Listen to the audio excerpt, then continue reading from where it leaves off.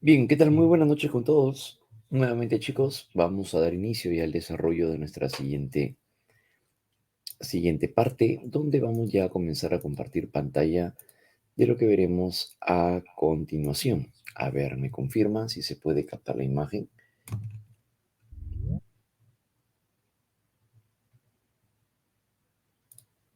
Bien, a ver. Muy bien, excelente. Se puede llegar a ver, ¿no? Ya, listo, muy bien. Entonces, chicos, muy bien. Vamos ahora hacia lo concerniente a las teorías de la motivación. Referirnos acerca de las teorías de la motivación se refiere a poder llegar a señalar cuál vienen a ser las perspectivas explicativas acerca del comportamiento que nosotros llegamos a presentar. Y esto pues es algo que vamos a ir viendo a continuación. Claro, ¿no? Cuando nos referimos hacia el psicoanálisis, Freud es el personaje que le va a dar un valor muy importante, recordemos, hacia el ámbito del inconsciente y que para Freud entonces va a llegar a estar vinculada hacia lo que va a ser pues los impulsos instintivos, ¿no? Desde la perspectiva de Freud, motivan, dice él, los recuerdos, los deseos y los miedos reprimidos que se pueden llegar a encontrar en el inconsciente. Freud le llama complejos al conjunto de recuerdos, deseos o miedos reprimidos. ¿Y es esto lo que va a llegar a motivar el comportamiento? Sí. Por ejemplo, al momento en el cual un niño llega a presentar un complejo de Edipo, ahí aparece el deseo inconsciente de poseer a la madre, pero tiene un rival que es el papá. Entonces el niño llega a reprimir ese deseo y lo que hace pues es luego, si no se soluciona, si no se supera, lo lleva a la parte más profunda de su mente, a la que Freud llamaría el inconsciente. Y cuando esto sucede, em, entonces emerge más adelante en alguna forma de comportamiento, como por ejemplo el pequeño que llega a reprimir el deseo inconsciente de poseer a la madre y no se supera, más adelante en la vida adulta se presenta un complejo edípico no resuelto, lo cual lo motiva a elegir a una persona como pareja que tenga características muy similares a la de la madre. Como por ejemplo, si la madre llega a ser una persona muy cariñosa, muy hacendosa, muy predispuesta hacia solucionar problemas, emprendedora, iniciativa, es probable que él busque una mujer así. Más adelante, cuando está en la universidad, conoce una chica que a lo mejor es la delegada del salón, es líder también, desarrolla un proyecto en paralelo, le gusta estudiar, destaca en la universidad, y de tal manera que tiene mucha semejanza al comportamiento que presenta la madre. Entonces, inconscientemente también tiende a elegir una persona así, claro, muy semejante a la mamá. ¿Eso puede llegar a caracterizar al individuo, al sujeto? Sí, es un complejo de Edipo no resuelto, ¿no? Claro, ¿no? Entonces, eso es justamente lo que se estaría presentando, ¿no? Es un complejo de Edipo no resuelto. Por el contrario también, si es que la madre es una persona bastante ceñida a la norma, a la regla, llega a estar pendiente de los errores, le llama la atención al muchacho, probablemente se motiva por elegir a una chica que es de las personas que tiende más bien a ser también muy normativa. Claro, ¿no? Le llama la atención cuando el varón llega a salir muy descuidado de ropa, haciendo frío, sale con politos. Y es el que le llama la atención, ¿no? La que le llama la atención. Pero ¿cómo vas a salir así? Si te resfrías, mira que está cambiando el clima. Ah, sí, pero es que como a veces sale sol, claro, pero por eso tienes que tener siempre una mochila, en tu mochila siempre una casaca. ¿Qué voy a hacer contigo si te enfermas? De tal manera que ella se molesta, se enoja, le llama la atención. Y el varón siente que más bien eso es adecuado y tiene a la mujer de su vida a su lado. ¿Por qué? Porque se preocupa, porque lo atiende. Inconscientemente busca una mamá. Claro, ¿no? Entonces, eso es justamente lo que se estaría presentando, ¿no? Como un aspecto, digamos, que va a llegar a ser. Ahora, recordemos que esta es una teoría, ¿no? Claro, ahora, en el complejo de Edipo es lo que se da en el caso del niño hacia, el niño hacia lo que presenta el niño por la madre, ¿no? Un complejo edípico, un complejo no resuelto. Ya.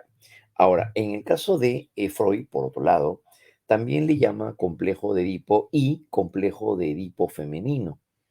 El complejo de Edipo femenino es a lo que más adelante Jung, su discípulo, le llamará el complejo de Electra.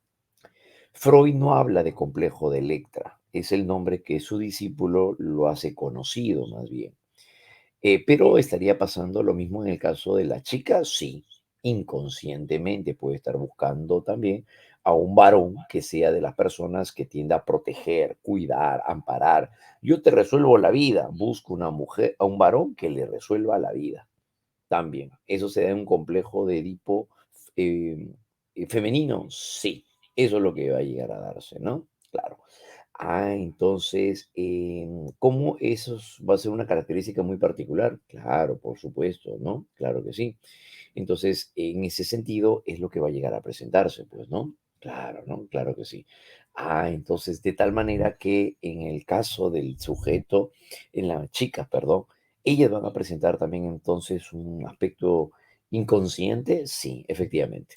Entonces, si papá es de las personas de las que va a llegar a darse de niña, esta chica de niña, era de la que tenía algún tipo de problema, ¿no? Papá siempre salía adelante, siempre salía o sacaba cara por ella, ¿no? Claro. Entonces, en este caso, la forma como se llega a resolver o a presentar en ese sentido, Freud le da una característica muy particular, sobre todo, ¿no? En relación a ello. Pero entonces en las chicas también se daría un complejo de Edipo femenino, sí. Inconscientemente también buscarían a la persona que le brinde esa protección, apoyo y qué sé yo, ¿no? Entonces, de tal manera que reflejamos inconscientemente aquello que deseamos en algún momento.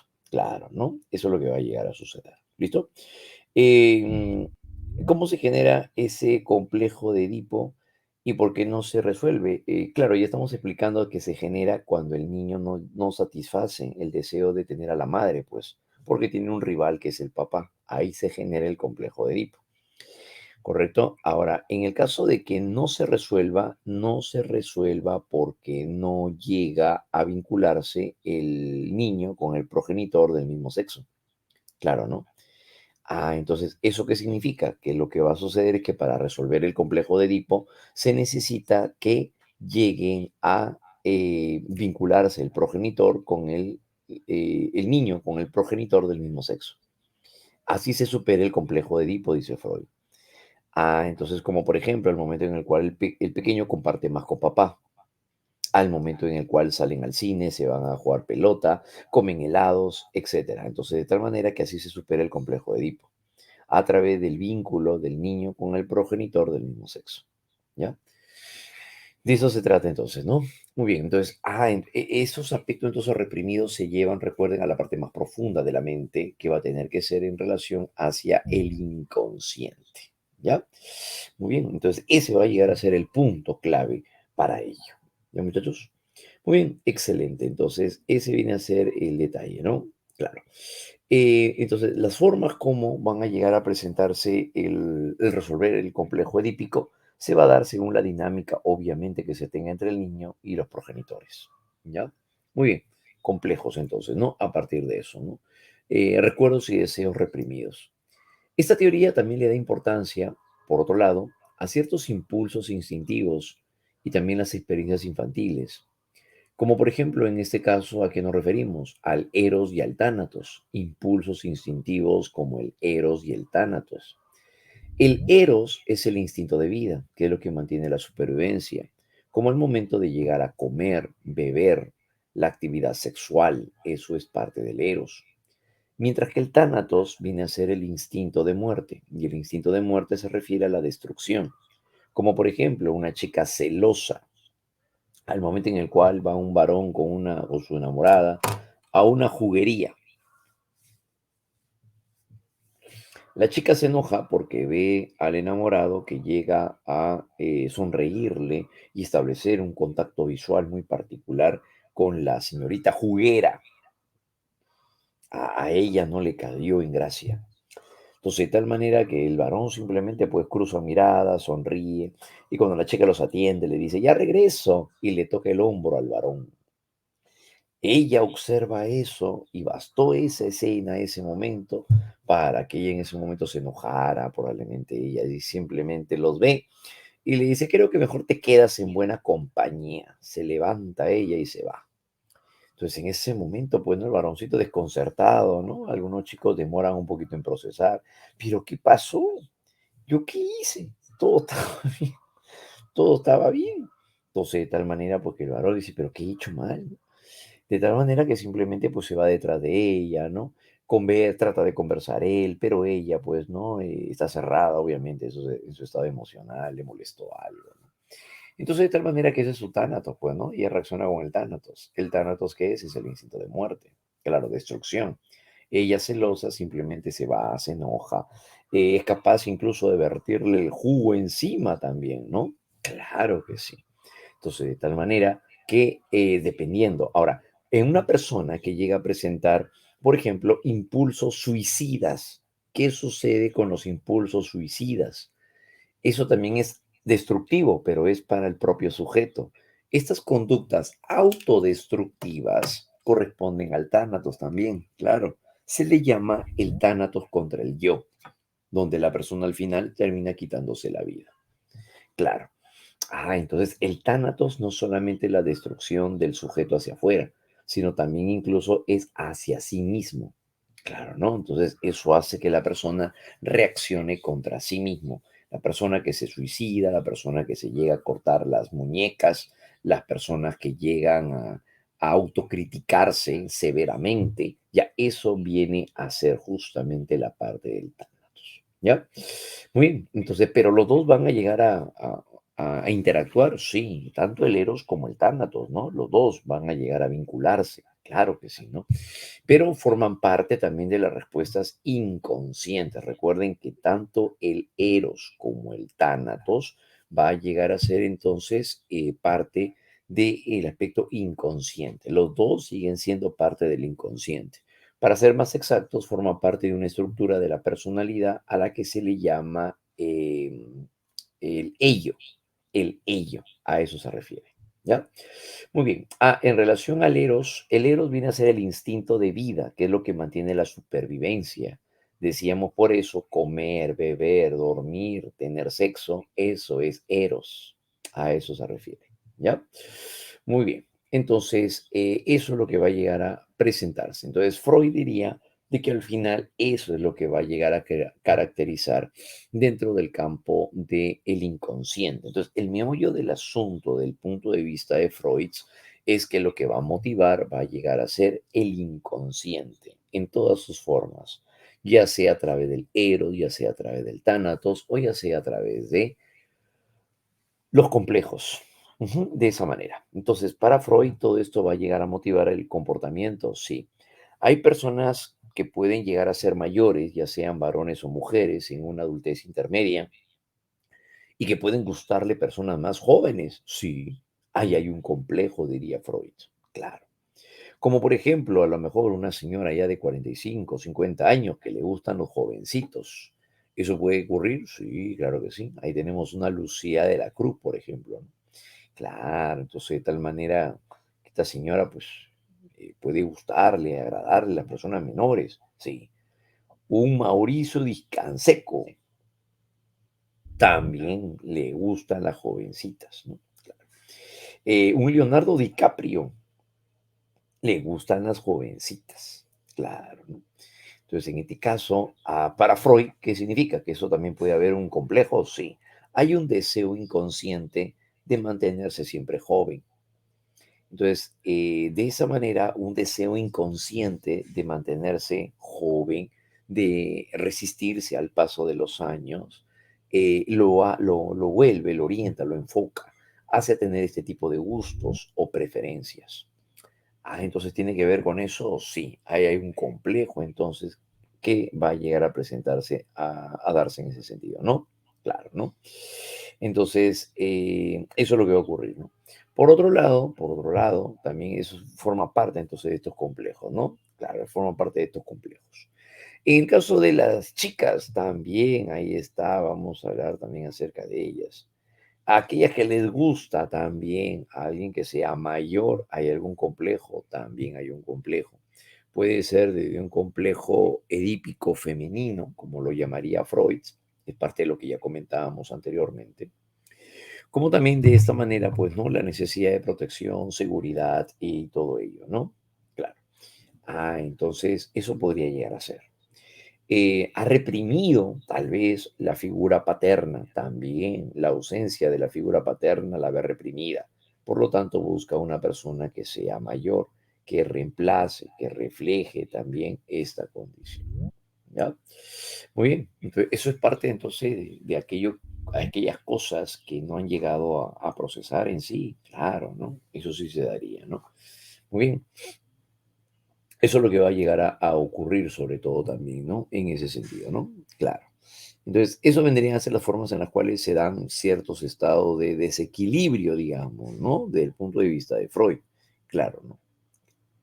Muy bien, eso se daría. Ahora, en este caso, entonces, la teoría psicoanalítica se va a llegar a ver reflejada en esa condición, ¿no? En donde buscamos satisfacer aspectos inconscientes, los deseos, los miedos, todos estos van a llegar a darse, van a llegar a mostrarse de manera inconsciente.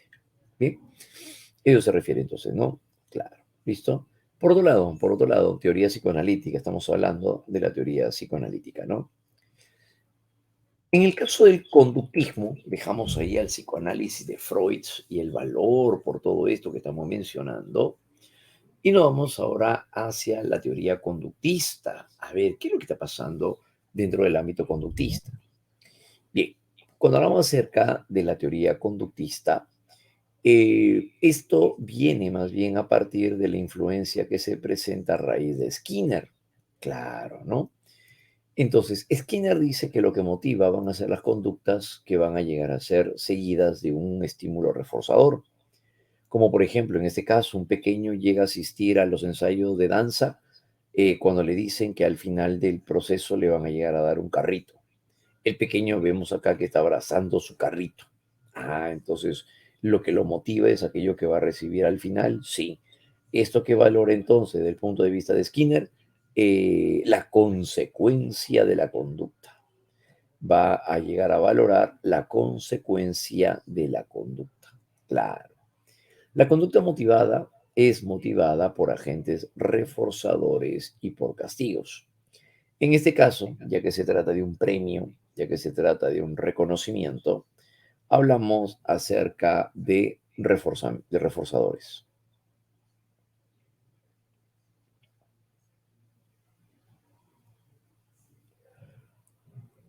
Como también un comportamiento se presenta para poder llegar a, r- em, como también un comportamiento se presenta al momento de pretender evitar los castigos. Claro, ¿no? Entonces, de esta manera, cuando hablamos acerca de un reforzamiento, tiene que ver con ello. Un comportamiento aumenta la probabilidad de ocurrencia de la conducta si es que va seguida de una consecuencia agradable. Nos referimos sobre todo si es que hay reforzamiento positivo en el caso de los premios. O disminuye la probabilidad de ocurrencia de la conducta si va seguida de una consecuencia desagradable. Claro, en los dos casos va a llegar a motivar entonces así el comportamiento, sí. Entonces, siendo así, al momento en el cual una persona llega, un niño llega a ser premiado por llegar a ganar la competencia de ajedrez, eso vendría a llegar a ser un reforzamiento positivo, claro, porque se presenta una consecuencia agradable. Pero por otro lado, puede disminuir la probabilidad de ocurrencia de una conducta al momento de ser castigado.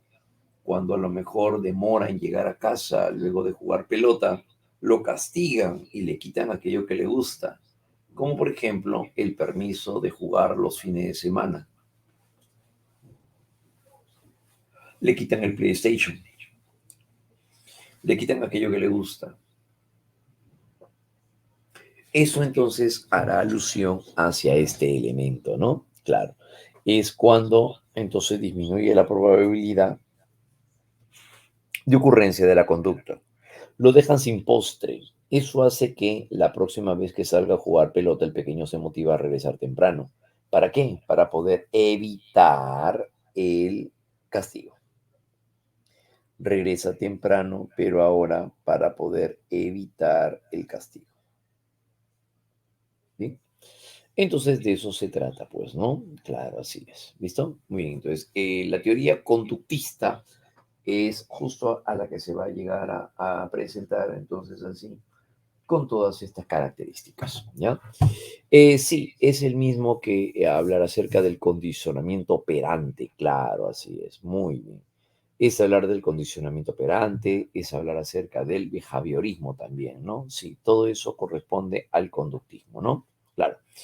Esa sería la teoría conductista. En algunos textos también lo van a encontrar como el neoconductismo o el neobehaviorismo. Es lo mismo, el neoconductismo o el neobehaviorismo.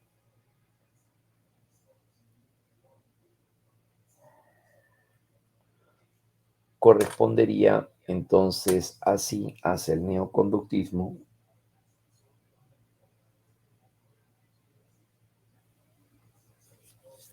o el neobehaviorismo, ¿ya? Muy bien, entonces a eso se refiere entonces, ¿no? Eh, Eso es lo que implicaría. Sí, se le llama de la misma manera, sea conductista o neoconductista. Lo que pasa es que el término neoconductismo es mucho más preciso, porque el conductismo viene de Watson, porque lo fundó, pues. Claro, pero hay una diferencia entre Watson y Skinner, ¿no? Skinner es más contemporáneo, por eso se le llama neoconductismo. Bien, por esa razón, ¿no? Pero igual, ¿no? Sea Skinner igual, sea neoconductista o conductista, ¿no? Es lo mismo, sí. Se entendería de la misma forma, ¿no? Porque los principios que manejan se mantienen, pues, ¿no?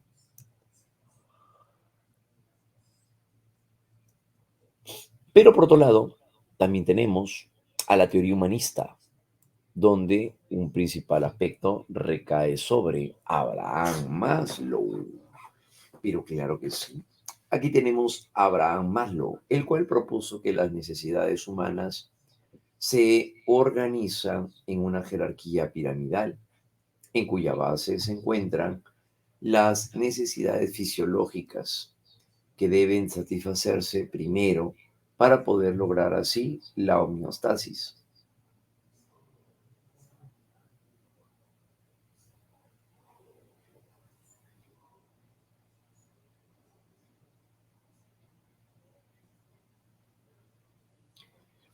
En esta teoría viene ahora, en esta teoría viene a continuación Abraham Maslow proponiendo una jerarquía de necesidades. Esta teoría es muy importante, también ha venido en pregunta de examen de admisión. Cuando se habla acerca de Maslow, plantea una pirámide de necesidades en la cual llegó a considerar que se tiene una base, claro, ¿no? Y estas necesidades van a irse dando de manera creciente. Por eso se llama de jerarquía. Se le llama jerarquía porque van a haber alguna prioridad por parte de las necesidades. Entonces Maslow propuso que las necesidades se organizan en una jerarquía piramidal en cuya base se encontrarían las necesidades fisiológicas que deben de satisfacerse primero, como por ejemplo aquellas que mantienen nuestra homeostasis, el hambre, la sed, necesidades primarias, el sexo, necesidades secundarias, claro, ¿no? Mantener la homeostasis a través del descanso, eso también es parte de una necesidad fisiológica, ¿sí? Eso es parte entonces de una necesidad fisiológica. Por otro lado, luego de esta necesidad fisiológica, biológica, según él, aquí hay un detalle muy importante, es que según él no podríamos llegar a pasar a una necesidad superior si es que antes no satisfacemos otra de menor rango o de menor escala.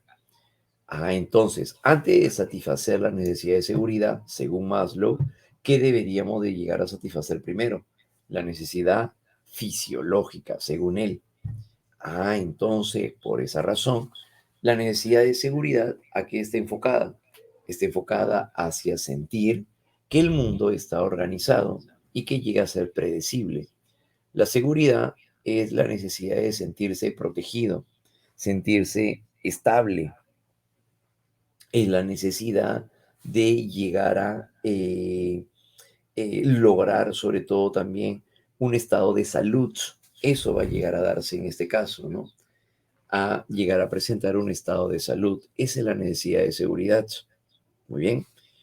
Esa va a llegar a ser la necesidad de seguridad. Protección, cuidado, estabilidad. Bien, en ese caso. No podemos satisfacer una necesidad de seguridad si es que previamente no hemos llegado a satisfacer la necesidad fisiológica. Es lo que estaría señalando en su teoría, ¿no? Por eso decíamos, es una jerarquía. Al llegar a la necesidad de pertenencia o amor, se refiere a la necesidad de amar o de ser amado. Por eso está relacionado con lo que es la afiliación. Ser aceptado por los grupos, pero sobre todo evitar la soledad y desear la compañía saludable de alguien. La necesidad de vínculos afectivos es lo que estaría caracterizando a la necesidad de pertenencia. Bien, la necesidad de pertenencia es la necesidad de amar y de sentirse amado. Por lo tanto, corresponde también a la necesidad de reciprocidad en cuanto a la actividad presente por el sujeto. Bien, esa sería la necesidad de pertenencia, ¿no? Necesidad de pertenencia, amar y sentirse amado. Por otro lado, llegamos a una necesidad de reconocimiento. Reconocimiento también se le llama necesidad de estima, es lo mismo. La necesidad de reconocimiento, o también llamada necesidad de estima, es la que nos permite la obtención de logros, competencia, estima. La necesidad de reconocimiento es la necesidad de buscar el valor o el respeto por parte de otros hacia nosotros. Esto es entonces lo que va a llegar a caracterizar el sujeto, sí, claro que sí, ¿ya? Muy bien. Entonces, por ese lado va a llegar a ser la forma en la cual se van a llegar a mostrar características obviamente ligadas al individuo. La necesidad de reconocimiento, entonces, es la necesidad de llegar a sentirse valorado. Esa es la necesidad de reconocimiento, la necesidad de sentirse valorado, ¿no? Entonces, esa es la necesidad de reconocimiento, el cual se puede llegar a dar como cuando también incluso se llega a realizar algún tipo de labor. Un adolescente cuando tiene su cama, ordena su habitación. ¿Qué espera como mínimo que papá o mamá le puedan decir? Entonces, lo que puede haber estar esperando el adolescente es que le digan, pues, qué bien, qué bueno que hayas avanzado, te felicito, etcétera. Pero muchas veces no escuchamos eso. Escuchamos algo como, por fin, ¿hasta cuándo ibas a tener esa habitación? Etcétera, ¿no? Lo cual más bien eso no es reconocimiento. Al no ser un reconocimiento, es poco probable que se pueda motivar a emprender a hacer lo mismo la próxima vez. Claro. Entonces eso no es un reconocimiento. Por eso, para poder motivar un comportamiento, entonces debemos de partir de el reconocimiento. Se debe de llegar a reconocer al sujeto, a reconocer al individuo. ¿Ya? Muy bien. Entonces, a eso es a lo que nos referimos, ¿no? Sí, necesidad de reconocimiento. Por otro lado, también tenemos una necesidad, la más elevada de todas, es la necesidad de autorrealización. Nos referimos a la necesidad de autorrealización. Y la necesidad de autorrealización viene a ser la necesidad de ser. Esto que corresponde es el nivel más elevado de satisfacción personal. Se le llama necesidad de satisfacción personal porque la persona presenta una necesidad de sentirse a sí mismo valioso, representativo y estable.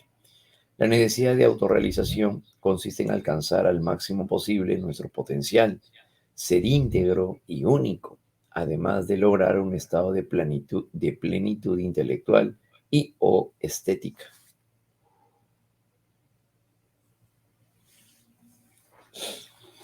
Entonces, esa es la necesidad de autorrealización.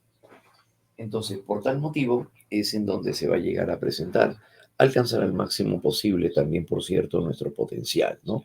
Ser entonces íntegro, ser único y señalar a partir de eso la plenitud intelectual y o estética. Muy bien, entonces a partir de eso se daría, ¿no? Entonces la necesidad de autorrealización sobre todo tiene que ver con el desarrollo personal, sentirse satisfecho contigo mismo. Como por ejemplo, más que el ingreso a la universidad es terminarlo. Terminar la universidad luego de 5 años, luego de haber hecho esto, aquello y lo otro, alcanzar, llegar a esa condición es lo que te va a favorecer. Una necesidad de autorrealización se da luego de haber emprendido un proyecto y haberlo terminado. Esa es la necesidad de autorrealización. Entonces, esto sobre todo tiene que ver mucho con la manera en la cual el sujeto se va a ir acomodando, se va a ir adaptando, obviamente, para poderlo reflejar en este caso. ¿Ya? A eso se refiere. Ahora, las necesidades desde el punto de vista de Maslow, entonces van a tener que irse desarrollando de manera progresiva, donde de esta manera uno va avanzando en una jerarquía. No podemos llegar a una necesidad de seguridad o de pertenencia si es que antes no hemos llegado a satisfacer una necesidad inferior. Eso es lo que diría Maslow. Entonces, de ser así, por ejemplo, en este caso, lo podemos llegar a ver o calzaría como cuando se llega a ver en la pandemia. En el año 2020, cuando se desata la pandemia y todavía no había vacunas, habían personas que a pesar de decir de que no debían de salir de casa, salían comerciantes a vender. Cuando le preguntan a estas personas, pero por qué salen, por qué se arriesgan, pueden arriesgar a su familia, a sí mismos, estas personas dicen, y es que si yo no salgo a trabajar, ¿de quién va a vivir mi familia? Ah, entonces, ¿qué significa? Que estarían valorando más la necesidad fisiológica, que vendría a ser esta primera, bueno, empezando desde abajo, estarían valorando la condición que sería la base a nivel fisiológica que la necesidad de seguridad. Claro, ¿no? Estarían llegando a valorar más lo fisiológico que la necesidad de seguridad. Ah, entonces ahí sí calzaría con Maslow. Eso sí calza con Maslow, porque se está refiriendo entonces hacia el hecho de poder llegar a satisfacer primero una necesidad fisiológica o por otro lado, que vendría a ser que la necesidad de seguridad. A eso se refiere. ¿Ya? Muy bien, eso implicaría, ¿no? Ahora, eso va a llegar a darse por esa razón como una necesidad de jerarquía. Si las necesidades básicas están satisfechas, la persona se ve motivada, movida a satisfacer el siguiente nivel de necesidad, que es lo que acabamos de decir. Tenemos que satisfacer una necesidad básica para luego ir ascendiendo, por eso es jerárquica. Ah, entonces se plantearía de esta manera. Las necesidades se buscan satisfacer de forma ascendente. Claro que sí. Pero por otro lado, esto no siempre llegó a suceder. O mejor dicho, hay una crítica frente a esto. Hay una crítica frente a esto. ¿Por qué? Por ejemplo, una persona que llega a notar que está lloviendo cuando va llegando a casa, pero también siente hambre. La pregunta es, en este caso, ¿qué tendría que satisfacer primero? ¿Protegerse de la lluvia o llegar a satisfacer el hambre? Entonces, cuando hay una lluvia torrencial, desde el punto de vista de Abraham Maslow, primero tendría que satisfacer el hambre y luego buscar un estado de seguridad. Sin embargo, no siempre va a cumplirse. Puede ser que una persona primero busque protegerse de la lluvia y una vez que ya está protegida, recién puede comer algo. Claro. Ah, entonces esa es la crítica que le hacen a Maslow, porque no siempre va a llegar a cumplirse de esa manera. En el caso de llegar a presentarse, por ejemplo, no sé, una persona, una pareja, presenta actividad sexual y luego empieza un movimiento telúrico, un terremoto. ¿Van a culminar la actividad sexual primero antes de protegerse del derrumbe? Pues en este caso, pues obvio que primero van a buscar la seguridad antes de que terminar pues lo que habían empezado. Por supuesto. ¿Qué significa entonces? En ese sentido, que va a priorizar más la necesidad de seguridad que la necesidad fisiológica. Claro, ¿no? Entonces, eso es lo que va a llegar a ocurrir, ¿ya? Muy bien, entonces eso implicaría, ¿no? Por lo tanto, las necesidades van a tener que llegarse a ir llegando a satisfacer desde la más compleja, desde la más básica hacia la más compleja. Pero para Maslow, recordemos, va a darse una jerarquía. Él considera que hay que satisfacer necesidades básicas para llegar a otras más complejas. Si bien es cierto, no se llegan a satisfacer todas al mismo tiempo, no se satisfacen todas al 100%, sí van a llegar a presentarse al menos la satisfacción necesaria o suficiente para poder llegar a mantener el estado de motivación. ¿Ya? Entonces, eso es justamente lo que se va a llegar a presentar en este caso, ¿no? Claro, así es. ¿Listo? Entonces, eso es lo que va a llegar a presentar. Entonces, para Maslow, las necesidades se van a llegar a presentar en base a ello. ¿Listo? Muy bien. Entonces, eso es lo que va a llegar a caracterizarlo en tal caso, ¿no? Por supuesto. Siempre se van a dar de manera ascendente. Siempre se van a dar de manera ascendente, ¿no? Del punto de vista de Maslow. Y referido a lo que acabamos de mencionar en el caso de la pandemia, ¿eso que nos demostró? Lo que Marlowe estaría afirmando. ¿Y qué sería esto de aquí? Las necesidades, mientras más cercana a la base estén, son más intensas. Mientras más cercana a la base estén, serán más intensas. Por esa razón, mientras más cercana a la base, como la necesidad fisiológica, será más intensa que la necesidad de seguridad. Por supuesto que sí, desde el punto de vista de malo. ¿Ya? Muy bien, entonces esas vienen a ser las condiciones o las características que va a llegar a presentar este peculiar personaje. ¿Ya? Listo, muy bien, entonces eso vendría a llegar a ser, ¿no? En este caso, entonces, para tener clara la idea, voy a presentarles algunas situaciones y me van a decir cuál vendría a ser la necesidad que se estaría cumpliendo desde el punto de vista de Maslow. Por ejemplo, al momento en el cual un joven llega a terminar de lavar los platos, mamá es la persona que se fija que en un plato le quedó un cabello y se enoja por eso. El muchacho dice, pero ni siquiera dice que estuvo bien lavado los otros 10 platos que lavé. Solo se centró en aquello que me falló. Eso no motiva al estudiante, al muchacho a que pueda lavar los platos más adelante. ¿Cuál vendría a ser la necesidad que no se ha llegado a satisfacer? Desde el punto de vista de Maslow, eso corresponde a la necesidad de reconocimiento. Claro, ¿no? Sería una necesidad de reconocimiento. Al momento en el cual llegamos a señalar, por ejemplo, ¿no? Papá es aquel que dice, entre el trabajo que estoy ahorita y en el trabajo que podría llegar a estar aquí de aquí a 2 semanas, yo creo que me conviene más este segundo, porque de llegar a estar en esta empresa, de frente me hacen firmar un contrato por 5 años, donde tendría también todos mis beneficios de ley. Creo que me estoy motivando para poder llegar a optar por este segundo trabajo. ¿Qué necesidad está pretendiendo satisfacer? Eso va a corresponder a una necesidad de seguridad, necesidad de seguridad. Al momento en el que Claudio afirma, ya terminé una maestría, ahora lo que deseo es continuar con un doctorado. Es complicado, pero creo que a la larga sí lo podría llegar a alcanzar.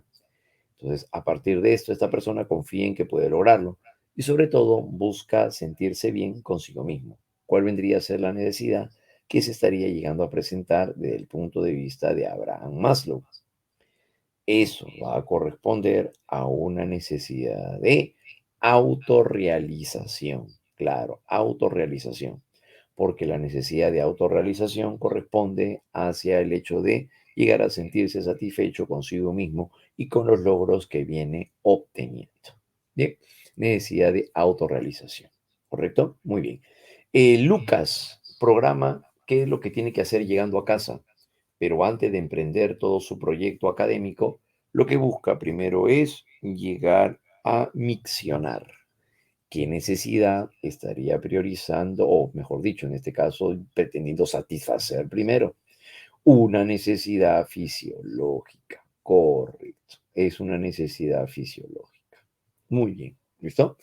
Muy bien, entonces creo que ya se captó la idea, ¿no? Justamente de qué es lo que se trata cuando hablamos acerca de la teoría de Maslow. Ahora, si bien es cierto, esta es una de las teorías más aceptadas, no significa que ha estado exenta de crítica. No, no ha estado exenta de crítica. También ha tenido sus referencias, sí, también ha sido llevada al campo de la observación, sobre todo, ¿no? Sí, eso ha llegado a suceder. ¿Ya? ¿Listo? Muy bien, jovencitos. Entonces, bueno, pues ese va a llegar a ser el plano central de lo que estamos viendo, ¿no? Y por cierto, pues el valor, obviamente, por la actividad que se viene realizando desde el punto de vista de Maslow, las necesidades van a llegar a caracterizar a todo tipo de actividad que pueda emprender, sobre todo también así el sujeto. ¿Ya? Muy bien, chicos. Entonces, con esto estaríamos cerrando, digamos, ya esta parte relacionado con la parte de psicología, ¿no? Que viene a ser un detalle, sobre todo, también importante, a poder llegar a mostrarlo. Em, las formas en las cuales se presentan las teorías de la motivación en general, hay algunos otros también que refieren sobre otra teoría, que viene a ser la teoría cognitiva. Esto solamente se las comento nada más. Pero también hay otras teorías como la teoría cognitiva, la cual señala de que lo que motiva tiene que ver más bien con las respuestas que se van a llegar a presentar según lo que uno ha programado mentalmente. Es decir, los estados de motivación van a depender de lo que la persona ha llegado a construir en su mente. Lo que cree, lo que piensa, lo que imagina, lo que haya construido en su mente, finalmente eso termina dirigiendo su estado motivacional. ¿Ya? Finalmente, entonces estaría generando su estado motivacional. ¿Listo, chicos? Muy bien. Entonces, bueno, parte de esto ya lo hemos llegado a referir con todo su detalle, sobre todo en ese peculiar aspecto, ¿no? Muy bien, chicos. Las teorías entonces que hemos visto van a ser la teoría psicoanalítica, la teoría conductista y la teoría humanista. ¿Sí? Esas son las más reconocidas, bueno, las que más llegan a generar la información acerca de qué es lo que lo genera, qué lo provoca, sobre todo también, ¿no? Claro, así es. En el caso de las teorías cognitivistas, ahí donde encontramos a personajes como Aaron Beck. Encontramos a Aaron Beck y también tenemos a Albert Ellis. Aaron Beck y Albert Ellis son los exponentes de la teoría cognitivista de la motivación, ¿no? Y de las emociones en general, ¿ah? También de las emociones en general, ¿ya? Por lo cual va a generar entonces eso lo que se estaría dando a partir de ello, ¿ya? Muy bien, entonces eso es lo que va a llegar a presentarse entonces en relación a esto, ¿ya muchachos? Muy bien. A ver, de esta última dice, ¿no? Ya han llegado a preguntar en un examen, creo que sí, creo que sí, creo que en marzo, si no me equivoco, ha habido de Maslow. Antes también han llegado a preguntar en el caso de un texto, creo, si no me equivoco, ¿no? Hace como un año y medio, creo. Llegaron a preguntar también, pero había un texto, claro, ¿no? Que estaba también incluso la pirámide y todo eso, ¿no? Y bueno, había que interpretar, obviamente, sobre todo también, ¿no? Claro, así es. ¿Listo? Muy bien, eso es lo que vendría a llegar a suceder. Bien, claro, claro que sí. En el caso de, ¿puede repetir? Los esquemas mentales.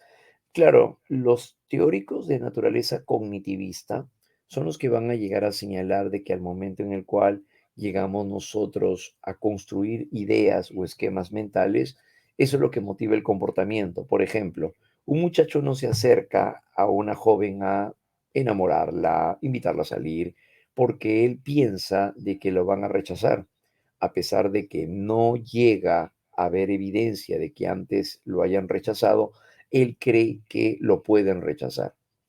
Claro, ¿no? Entonces, eso, por ejemplo, vendría a llegar a ser, ¿no? En este caso, es lo que va a caracterizar entonces los esquemas mentales, ¿no? Por ejemplo, hay chicos que suelen decir,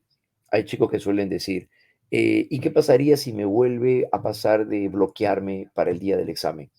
Ya me pasó una vez, ya me pasó dos veces. ¿Qué garantiza de que ahora va a volver a suceder lo mismo? Entonces, en este caso, hay personas que llegan a construir esquemas mentales, claro, ¿no? Y finalmente, pues, programan su mente para poder presentar ese estado.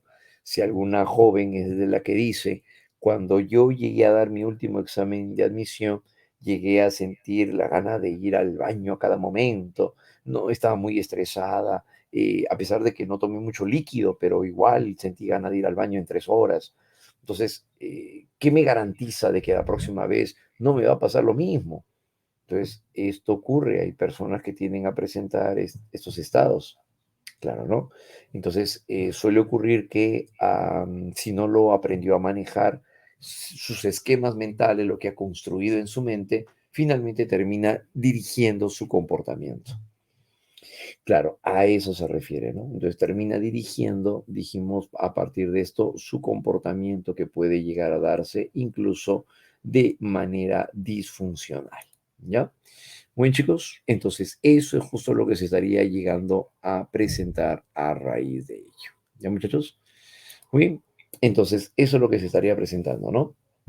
Correcto, entonces ese es lo que va a decir el enfoque cognitivo, recuerden, cognitivo, a eso se refiere, ¿ya? Muy bien, entonces el enfoque cognitivista señala pues que a las finales lo que nosotros llegamos a construir, a armar, es lo que terminaría definiendo nuestra condición, ¿ya?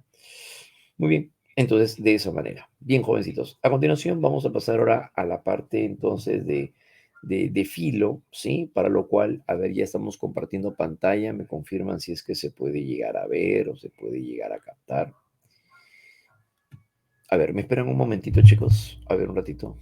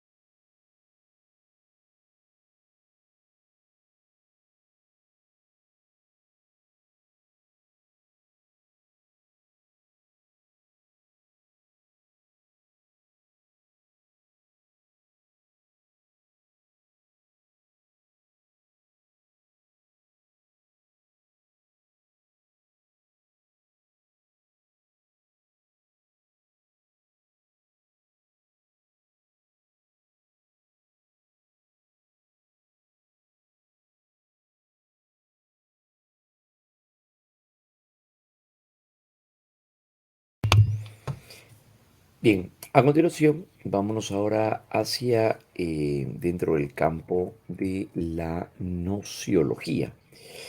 Muy bien, dentro del campo de la nociología, vamos ahora, ya dijimos de qué se trata la teoría del conocimiento, ¿sí? Como hacer una remembranza, el problema acerca de cuál es el origen, el fundamento, cuál vendría a llegar a ser también la esencia, ¿no? Del mismo. Pero ¿qué teorías hay a partir de esto?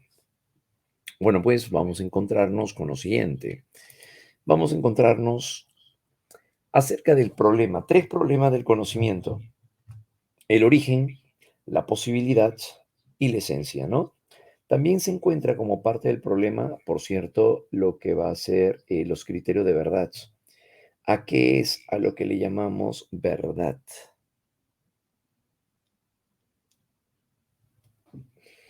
En ese peculiar sentido. Entonces, cuando hablamos acerca del problema, el problema sobre el origen, el problema entonces así sobre el origen del conocimiento, tenemos lo siguiente. El problema del origen del conocimiento pretende responder a la interrogante. ¿Dónde se inicia el conocimiento? Es decir, busca explicar la fuente del conocimiento.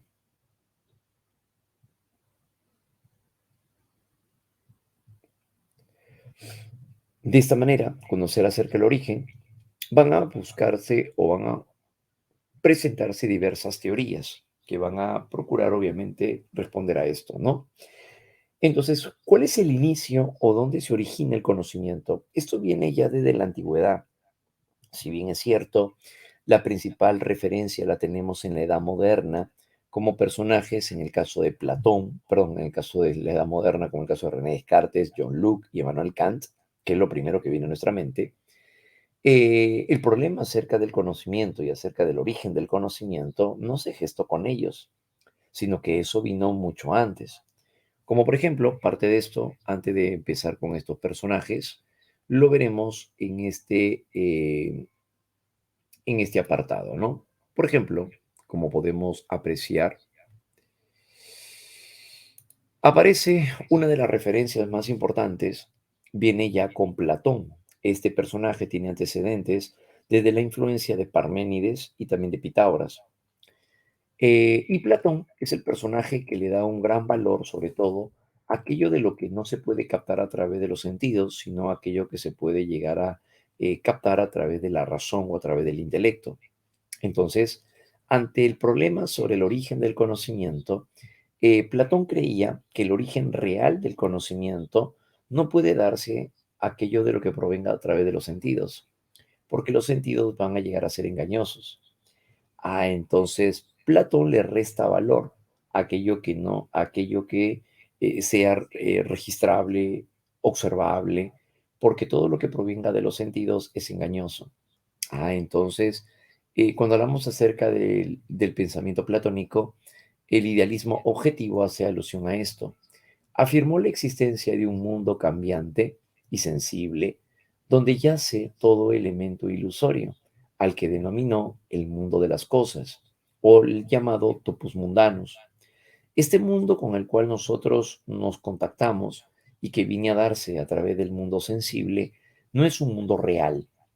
Lo que captamos a través de el medio sensible es engañoso, no podemos confiar en ello.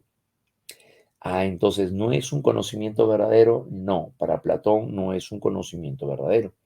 Todo lo que captamos a través de los sentidos llega a ser ilusorio. Al momento de ver un día, en un día caluroso, como si al horizonte la pista estuviera mojada, pero en verdad no lo está. Es simplemente el efecto del calor lo que hace ver como si pareciera que estuviera mojada la pista. Entonces, ¿esto qué vendría a llegar a ser? Eso es parte de una ilusión. Entonces, no podemos confiar en los sentidos. El mundo material, el mundo sensible, el mundo de las cosas, es un mundo de puras sombras, le llama así Platón. Son sombras, son apariencias. El mundo real está más allá del mundo de las cosas, claro. Sostuvo también que el mundo real es donde yace más bien lo inteligible, lo inmutable, es decir, el verdadero ser de las cosas, al que le denominó el mundo de las ideas o el topos uranus, donde yacen los arquetipos. Aquí que encontramos en el mundo de las ideas a los números, encontramos también al alma. Claro, para Platón, la palabra en sí alude al mundo de las ideas, al aspecto intelectual o conceptual, con que algo se presenta. No es nada que se vea con los ojos del cuerpo, sino con la inteligencia. Por eso se dice de que se trata del aspecto inteligible, es decir, asociado a la esencia misma. Entonces, Platón va a llegar a decir, en este caso, a dónde ¿En dónde se encontraría este mundo? Se encontraría en el Topus Uranus, se refiere en el mundo celestial, ahí donde yacen los números, ahí es donde yace el alma, el mundo en el cual se conoce solo a través de la razón o, es decir, solo a través del intelecto, solo a través de la razón, solo a través del intelecto.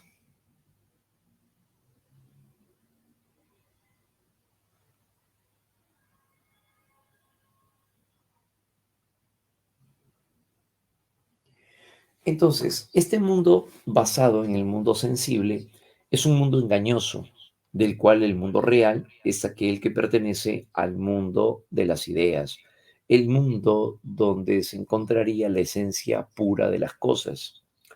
Aquí podemos apreciar en la teoría de Platón justamente la diferencia un poco más exacta del mundo de las cosas y del mundo de las ideas. Hacia la derecha se encuentra el mundo de las cosas, el mundo de lo que se registra a través de los sentidos, de lo que se ve, lo que se escucha, lo que se huele, lo que se toca, lo que se prueba.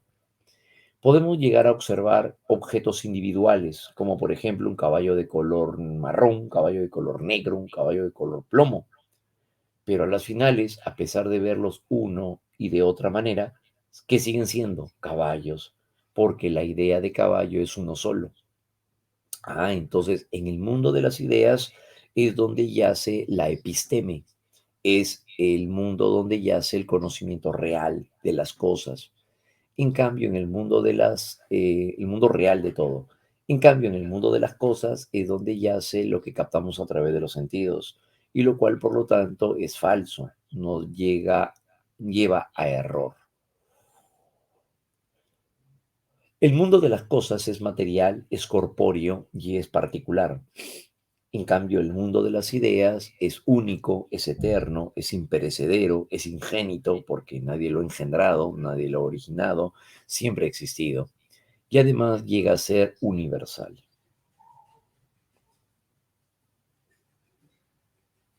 Además que va a llegar a ser universal. Entonces eso es la diferencia. En el mundo de las ideas yace la episteme, que vendría a ser el conocimiento más elevado que uno alcanza a través del intelecto. Mientras que en el doxa o la opinión es donde yace el mundo sensible. Lo que uno ve, escucha, huele, toca, prueba, eso se llama doxa, se llama opinión. Pero si llegó al conocimiento de que la hipotenusa elevada al cuadrado es igual a la suma de los catetos elevados al cuadrado, eso se llama episteme o ciencia. ¿Ya? Bien, entonces eso es justamente a lo que hace alusión cuando hablamos acerca de la teoría de las ideas.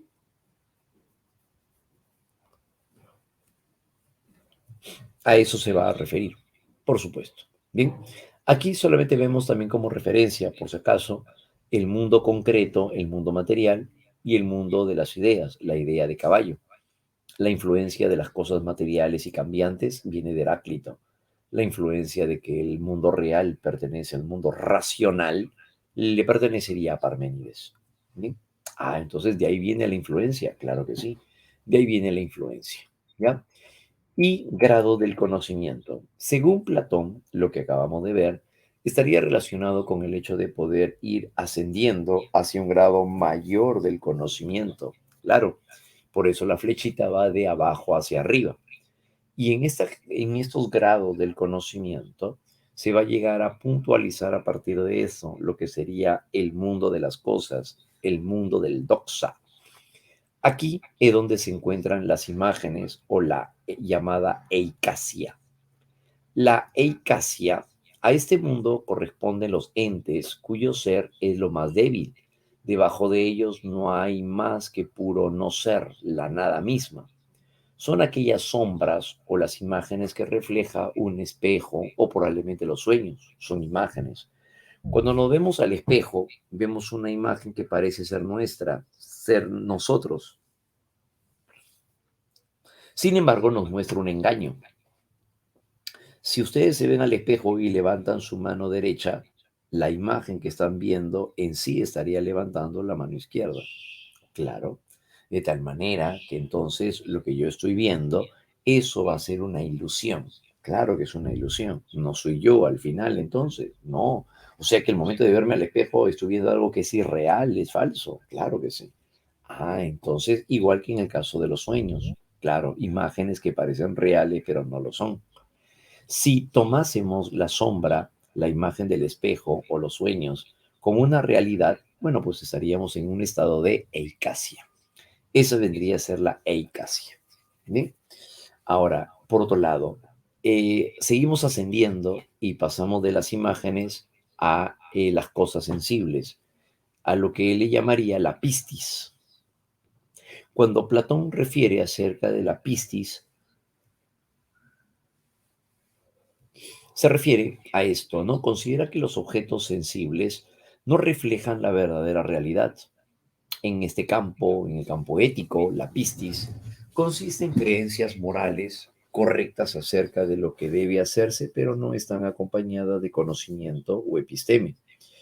El que las posee por ser creencias y no conocimiento es incapaz de dar razones de ellas. Son inseguras, imperfectas, vacilantes, como toda cosa sensible. Claro.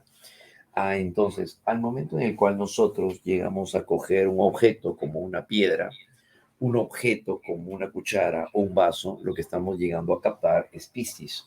Claro, son cosas sensibles, creencia o pistis.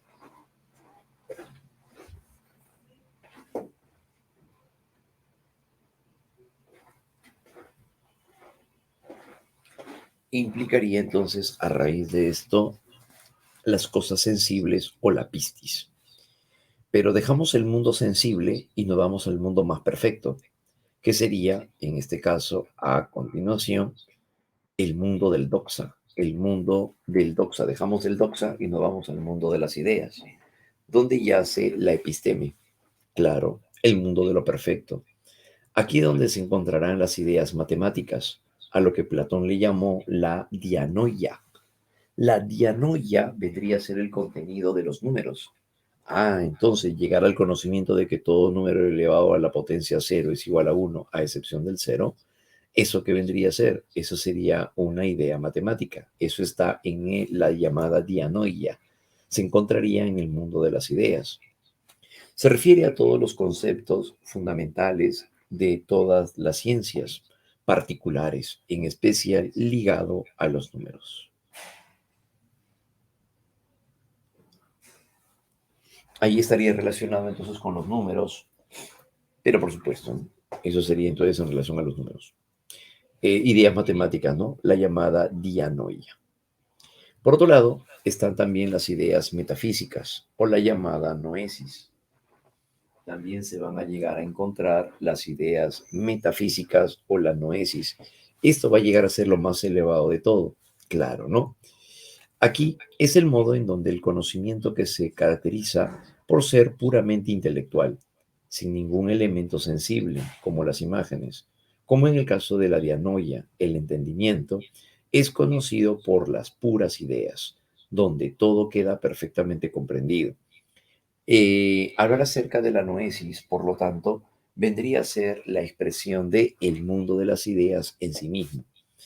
La idea final en que se encuentran ambos, el conocimiento y el ente, es la idea del bien, que es la causa suprema y última del universo. Desde el punto de vista entonces platónico, cuando hablamos acerca de la idea del bien, viene a ser la idea de las ideas, es la esencia de las esencias, es la más elevada de todas las ideas existentes, la idea del bien. ¿Y esto qué vendría a ser? Pues el comportamiento también de naturaleza ética. Por tal razón entonces sería correcto, factible, adecuado que la persona llegue a actuar en base a este peculiar elemento, ¿no? El mundo de las ideas. ¿Bien? A través de, dijimos, la idea del bien, ¿no? Causa suprema y última también del universo. ¿Bien? Eso sería, ¿no? En el mundo de las ideas metafísicas, la llamada noesis, y las ideas matemáticas o la dianoia. Se le llama grados del conocimiento. Recordemos entonces que si hablamos acerca de los grados del conocimiento, significa ir ascendiendo del mundo sensible hacia el mundo de lo inteligible. Y ese va a llegar a ser un punto clave, ¿correcto? Muy bien, chicos. Por otro lado, seguimos con el tema del conocimiento y uno de los conocidos mitos de Platón, que de la cuales también hace alusión hacia el ámbito nociológico, es el mito de la caverna, que muy probablemente ustedes también lo hayan escuchado o lo hayan leído, ¿verdad? Si hablamos del mito de la caverna en su obra La República, es aquí donde Platón refleja uno de los puntos claves de su teoría. En este campo tiene varias interpretaciones el mito de la caverna de Platón, pero sobre todo vamos a reflejarlo al ámbito nociológico, por supuesto. El mito de la caverna refleja lo que sería el mundo de lo real y el mundo de lo aparente. En su mito, narra Platón que habían unos esclavos que se encontraban en el interior de una cueva y que llegaban a observar puras sombras. Ellos se convencían de lo que estaban viendo era real, hasta que uno de ellos se pregunta, ¿en verdad las cosas son así? ¿O por qué no podrían ser de otra manera? Al momento de llegar a preguntarse esto, se llega a sacar las cadenas y al momento de ir saliendo de la caverna, observa que en verdad lo que había era una gran fogata y personas que llegaban a colocar o tener allí unas imágenes. Y lo que estaban viendo los esclavos no era en verdad la imagen real, solo estaban viendo sombras, aquellas representaciones de objetos que finalmente no eran entidades reales. Al momento de salir de la caverna, al momento de salir de la caverna, llega a observar lo que realmente eran las cosas. Ante la luz del sol, el sol representaría el mundo de las ideas, el mundo verdadero, el conocimiento, la sabiduría. Y dentro de la caverna, que vendría a ser las sombras, reflejaría el mundo de las cosas. Entonces, con el mito de la caverna reflejaría entonces también Platón la forma de cómo se presenta el valor por el conocimiento. El verdadero conocimiento uno tiene que buscarlo. Por eso es que el esclavo él mismo se quitó los grilletes. ¿Por qué? Porque cada uno es libre para poder, cada uno es libre para decidir buscar el conocimiento a través de la razón o vivir en medio del engaño. Entonces, eso es lo que justamente referiría el mito de la caverna de Platón. ¿Bien? Teniendo en cuenta entonces toda esta referencia, llegaría a señalar que el conocimiento entonces, ¿dónde yace? Desde siempre estuvo en el mundo de las ideas. Y el alma, que también estaba en el mundo de las ideas, llega a contener, llega a albergar todo el conocimiento verdadero. Pero lo que sucede es que el alma imperecedera que habita en el mundo de las ideas, contiene el conocimiento perfecto, ya que estuvo en el mundo de las ideas desde siempre. Por lo tanto, el hombre dice, no aprende, sino que recuerda lo que el alma conoció cuando estuvo en el mundo de las ideas. Esto significa, según Platón, que el alma al encontrarse en el mundo de las ideas llegó a conocer todo lo existente, pero en un momento dado el alma cae a la tierra y al caer a la tierra se deposita en un cuerpo. El cuerpo se convierte en la cárcel del alma, dice Platón. Y de tal manera que cuando el hombre aparentemente lo que hace es aprender algo, al final no está aprendiendo, sino que su alma está recordando lo que llegó a conocer cuando estuvo en el mundo de las ideas. Eso se conoció como la teoría de la reminiscencia, lo que su alma captó en el mundo de las ideas. Eso sería la llamada teoría de la reminiscencia, la teoría del alma. ¿Bien? Es aquí entonces donde Platón más adelante divide el alma en alma racional, contiene las capacidades intelectuales, el conocimiento y la sabiduría, el alma irascible, que es una parte del alma que contiene a los afectos, a los sentimientos, a las emociones, pero también se va a llegar a encontrar al alma concupiscible. Y el alma concupiscible es aquel que contiene los deseos y los placeres, que hay que saber entonces también manejarlos, ¿no? Claro, que contiene, dijimos, a los deseos y los placeres. Entonces, eso es lo que lo va a llegar a caracterizar, ¿no? Bien, condiciones entonces del alma, vinculadas con el conocimiento. ¿Dónde está el conocimiento? En el alma. Y esta se va a encontrar desde siempre en el mundo de las ideas. Todo esto que nos hace pensar que el origen del conocimiento, entonces va a llegar a ser la razón, ya que el alma llega a albergar al alma racional. En la razón es donde se encontraría el origen del conocimiento. El fundamento real del conocimiento yace en el mundo de las ideas. Bien, entonces esto es lo que nos estaría señalando en este primer detalle, ¿no? Del punto de vista platónico. Bien, por otro lado, eh, paralelo al desarrollo del pensamiento platónico está el pensamiento aristotélico. ¿Por qué es importante señalar esto? Porque Platón va a ser la base del racionalismo y Aristóteles será la base del empirismo. Entonces sus antecedentes van a estar dados a partir de estos elementos. Entonces, en el periodo sistemático de la filosofía antigua, es aquí donde aparecería Aristóteles. Vamos al grano con su teoría. En el caso de Aristóteles, su filosofía se conoció como realismo naturalista. Claro, ¿no? En el realismo naturalista, a diferencia de su maestro Platón, él creyó que el verdadero conocimiento no yace en un mundo aparte, ajeno al mundo de las cosas, sino que más bien estaría en las cosas mismas. Afirmó que la verdadera realidad se encontraba en las cosas sensibles. Claro. Entonces no hay un mundo aparte, no hay un mundo de las ideas, como decía Platón, falso. El mundo real es el mundo material, el mundo de lo que ves, escuchas, hueles, tocas, pruebas. Ese es el mundo de lo real, diría Aristóteles. Entonces, a partir de esto afirmó que la verdadera realidad se encontraría en las cosas sensibles. Todo contenido que existe en la mente ha provenido de la experiencia sensorial. Por tanto, formamos recuerdos o pensamientos en base a lo visto, olido, tocado, entre otros. Ujú. Y de esta manera, entonces, no hay nada en la mente que no haya estado antes en nuestros sentidos. Claro.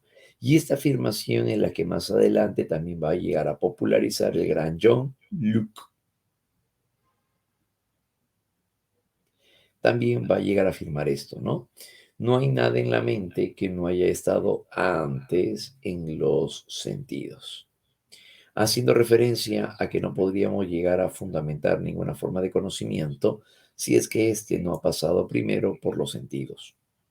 Para Aristóteles, a diferencia de Platón, la esencia de las cosas estaría en las cosas mismas y por lo tanto no hay que ir a otro mundo para ello.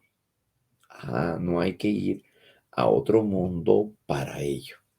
Asumió también que la esencia y las cosas mismas no se pueden separar, es decir, que siempre han de permanecer juntas la esencia y la materia. Como por ejemplo, ¿qué es lo que hace que una piedra sea piedra? ¿Qué característica tiene la piedra que lo define como piedra? Por ejemplo, ¿no? Podría llegar a ser a lo mejor, diría Aristóteles, la dureza. No puedo separar la dureza de la piedra. La piedra siempre será piedra y va a tener que albergar a los dos elementos, tanto a la dureza como los minerales de lo que están hechas las piedras. No puedo separar la materia de la dureza. Eso es ilemorfismo. Claro, ¿no? No se puede separar una realidad de la otra. Entonces, si vemos una pizarra, un objeto de forma rectangular y de color blanco,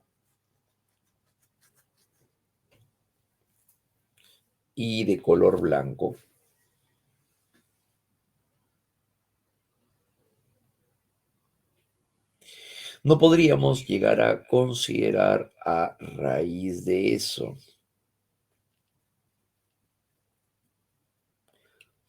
No podríamos llegar a considerar entonces a raíz de esto, por lo tanto, que el mundo no podría llegar a estar sujeto a materia y esencia. La materia es de lo que están hechas las cosas y la forma vendría a ser la esencia o la naturaleza. Una silla está hecha de madera, hile, materia. Pero por otro lado, hablamos acerca del morfismo, forma, que es una cualidad de su característica del objeto. En este caso, entonces, no puedo separar la cualidad esencial de una silla, que es de tener cuatro patas, una sentadera y un respaldar. Si no, no sería una silla. Entonces, su estructura, que es lo que hace que sea silla, se llama forma. Y de lo que está hecho es de madera. Esa sería, en este caso, la materia. No puedo separar la materia de la esencia, que sería la forma. Eso se llama ilemorfismo. Muy bien. Entonces, en el realismo naturalista de Aristóteles, el fundamento real del conocimiento proviene de las cosas sensibles, de lo que vemos, olemos, entre otros. Ahora, el fundamento clave del conocimiento es la experiencia, claro, y bajo la experiencia, ¿qué llegamos a conocer? Vamos a conocer la teoría de la sustancia, y la sustancia es lo que reflejaría toda forma de conocimiento real. Pues claro, en este apartado vamos ahora a encontrarnos con lo siguiente. Cuando hablamos acerca de la sustancia es el ser verdadero de las cosas y por lo tanto viene a ser el aspecto constitutivo de la realidad. Le resta valor al aporte platónico de que todo se fundamenta en el mundo de las ideas para considerar ahora Aristóteles de que no existe tal mundo. No existe el mundo de las ideas. Lo único que existe es lo que captamos a través de los sentidos. Y a partir de ello es donde se refiere todas las demás cosas. Entonces, para esto es en donde va a llegar a señalar Aristóteles lo siguiente. El ser verdadero de las cosas, esta sustancia, se compone de materia y de forma, que la forma es la esencia, ¿no? Que son los elementos indivisibles y además quienes constituirían el llamado ilemorfismo. La sustancia le llama Aristóteles sustancia primera y sustancia segunda. La sustancia primera viene a ser todo aquello que podemos registrar directamente a través de los sentidos. Por ejemplo, podemos ver un chanchito, podemos ver tigres, podemos ver osos, pero todos ellos que podemos registrarlos a través de los sentidos son sustancias. Son los sujetos individuales, sujetos compuestos de materia y forma, como por ejemplo esa mesa, aquella planta, aquel perro. La sustancia primera son sustancias porque son entidades individuales, entidades dotadas de existencia independiente. Y son sustancias primeras porque en ellas descansan las otras determinaciones genéricas. ¿A qué se refiere? Si bien es cierto, podemos ver un chanchito, un perro, un oso, unos mapaches, todos ellos al final, ¿qué son? Son mamíferos. Mamíferos viene a ser la sustancia segunda. Ah, son los géneros y las especies como mamífero, libertad, número, tiempo, espacio. Todos ellos vienen a ser sustancias segundas. La sustancia segunda no se puede llegar a conocer directamente, pero se infiere de lo que sí se puede captar a través de los sentidos. Pero sí se infiere de lo que podemos captar, dijimos, a través de los sentidos. Bien, sustancia primera y la sustancia segunda. Aristóteles. Pero por otro lado, estas sustancias cambian, como por ejemplo al momento de llegar a ver una semilla. Una semilla deja de ser semilla al momento de ser regada y se convertirá en una planta. La planta ya no es una semilla, por lo tanto ha presentado un cambio, ha presentado un movimiento. El conocimiento, desde el punto de vista aristotélico, consistirá en conocer aquello que cambia. Claro, Aristóteles, asombrado por cómo la materia es y luego deja de ser lo que es, explicó el movimiento o el cambio a partir de su teoría, la cual dice de que las cosas se encuentran en dos estados, el estado de acto y el estado de potencia, donde el estado de acto representa lo que la cosa es en el momento, mientras que la potencia es lo que puede llegar a ser en el futuro. En este sentido, el movimiento se presenta cuando lo que está en estado de potencia pasa a estado de acto y por lo tanto se convierte en lo que es. Lo que puede ser se convierte en lo que es. ¿Qué significa? Ejemplo, una semilla está en estado de acto. ¿Por qué? Porque es lo que es, una semilla. Pero en el futuro puede llegar a ser un árbol. ¿Sí? Eso será en potencia. Entonces, ¿cuándo surge el cambio?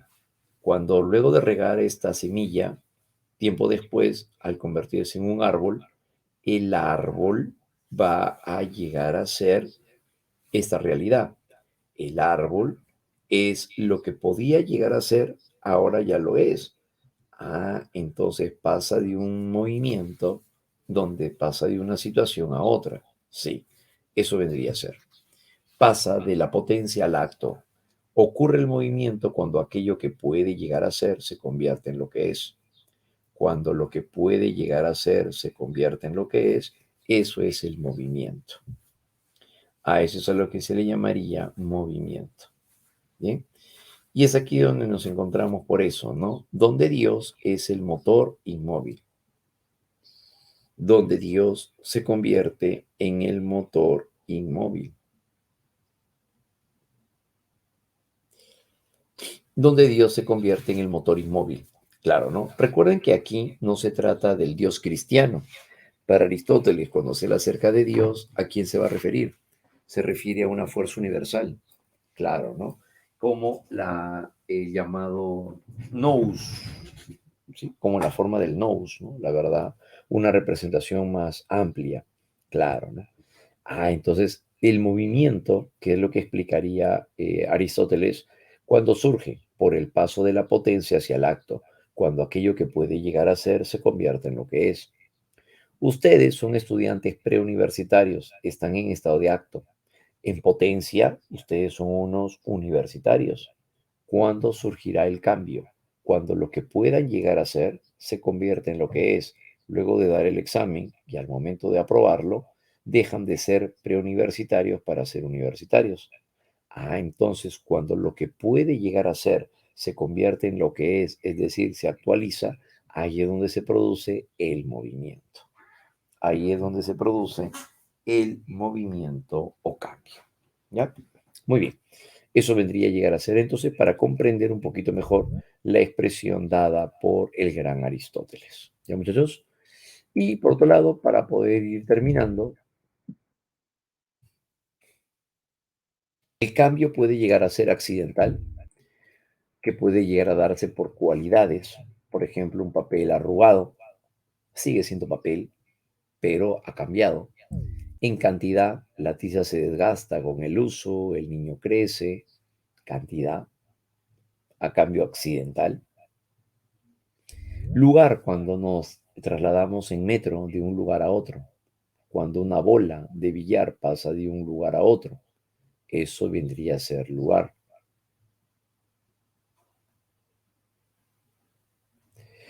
Por otro lado, aparece también el cambio sustancial, cuando desaparece una sustancia y da lugar a otra. Por ejemplo, una hoja de papel ahora se quema, al quemarse se reduce a ceniza. Cuando se reduce a ceniza, ya no va a volver a ser papel. Claro que no. Cambio sustancial. Ahí se produciría el cambio sustancial.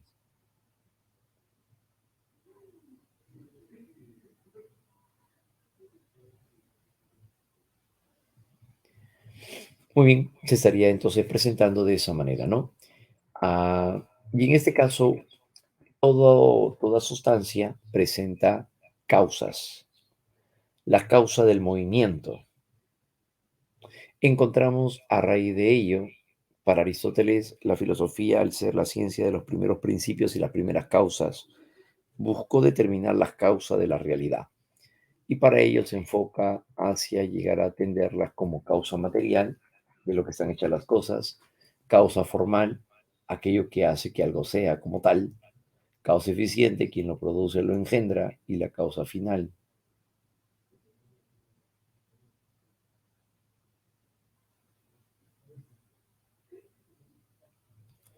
Estas cuatro causas aristotélicas las vemos acá. Causa material está hecha de madera. Causa formal, la estructura, cuatro patas, un respaldar y una sentadera.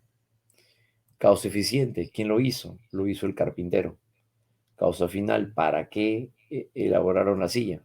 Para sentarse.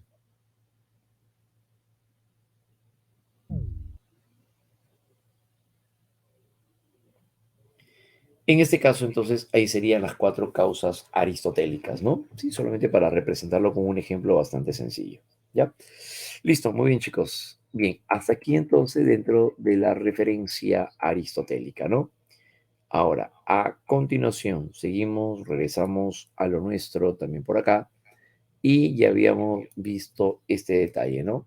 Esto tiene que ver con la contribución sobre el origen del conocimiento.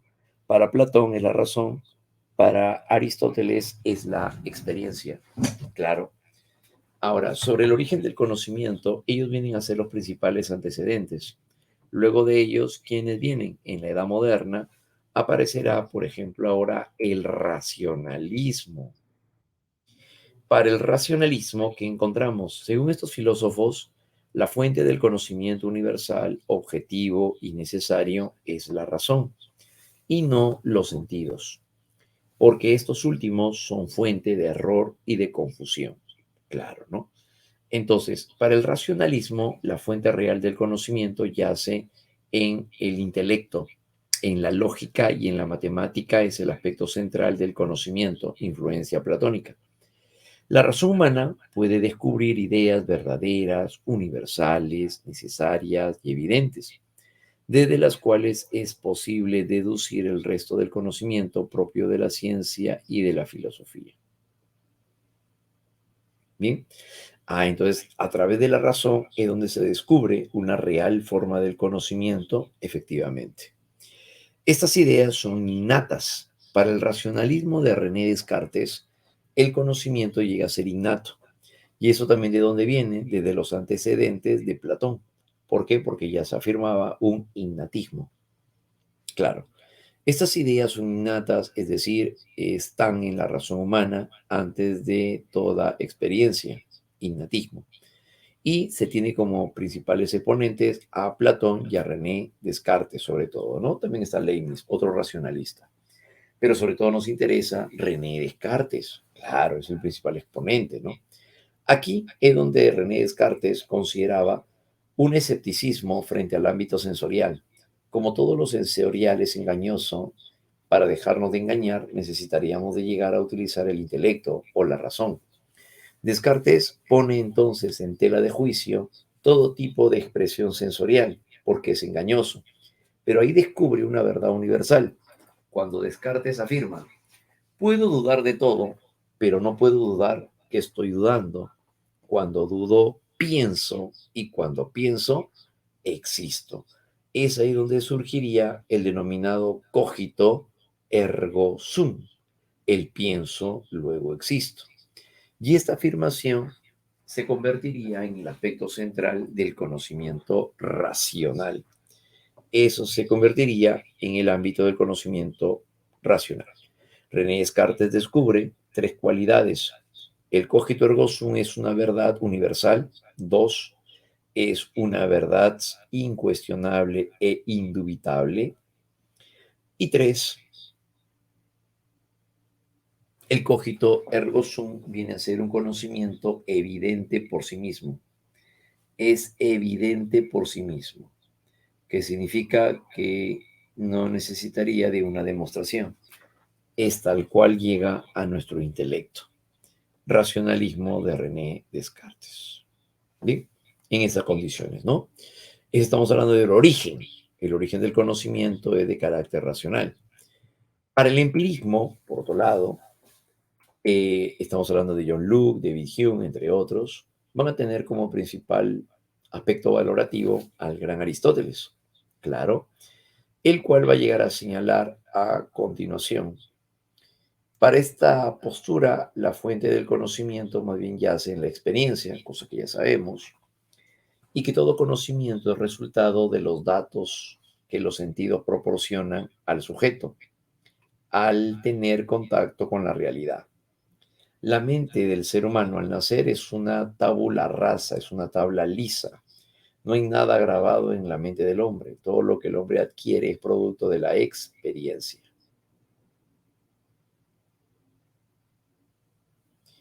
De esta manera, el empirismo entonces niega la existencia de las ideas innatas, claro.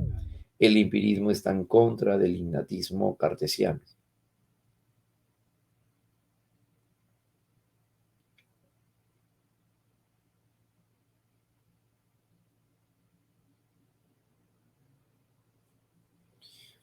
Bien, entonces de esta manera, aquí donde se encontraría el empirismo, ¿no? El fundamento del conocimiento yace en la experiencia. Pero ahora va a venir un tercero. Este tercero mediatiza entre la razón y la experiencia, quien es el criticismo de Manuel Kant. Para Kant, esta es una postura que considera ahora que la fuente del conocimiento no es solamente la razón ni solamente la experiencia, sino que se necesita de ambos. Por eso va a llegar a afirmar la postura que considera que la fuente del conocimiento son tanto los sentidos que brinda la información, como también la experiencia interna que sería la racional. Claro, ¿no? Construye el propio sujeto, entonces sus propias organizaciones. Esta tesis pretende la unión y superación del racionalismo y el empirismo, pues sostiene de que aunque todo conocimiento proviene de la experiencia, es solo gracias a la razón que estos datos obtenidos se ordenan. Por supuesto, ¿no? Entonces, eso se daría. En el proceso del conocimiento, los sentidos y la razón son indesligables. Claro, ¿no? La razón nos proporciona un conocimiento universal y necesario. Entonces, eso se daría con Emmanuel Kant. Poca palabra, ¿cuál es el origen del conocimiento? Tanto la razón como la experiencia. Razón y experiencia van a llegar a ser el fundamento o el origen del conocimiento, ¿no? Ese será el criticismo de Kant. Ya, muchachos. Muy bien. Por otro lado, otro problema que tenemos es sobre la posibilidad del conocimiento. ¿Es posible llegar al conocimiento? Este problema se basa en este detalle. El problema del conocimiento, ¿no? El problema de la posibilidad del conocimiento busca responder a las siguientes preguntas. ¿Qué se puede conocer? ¿Hay límites para el conocimiento? ¿Cuáles serían esos límites de ser así? ¿Es posible o no un conocimiento objetivo de las cosas?